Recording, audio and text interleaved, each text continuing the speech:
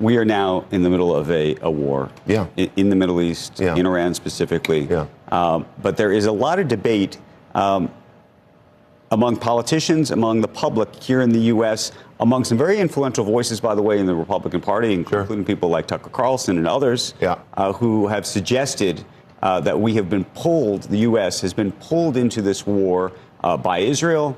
And there is a view among some that unto itself creates these other questions about anti-Semitism and this sort of interconnection between those who have problems with Israel and those who have problems with Jews. So this is a good opportunity to talk about anti-Semitism, right?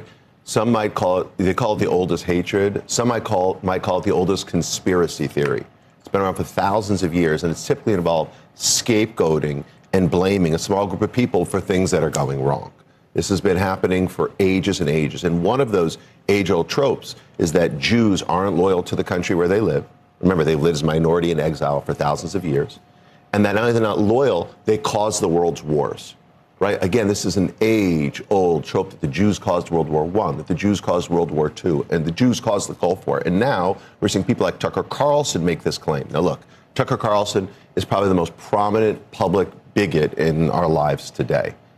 Like, look, he has platformed Holocaust deniers.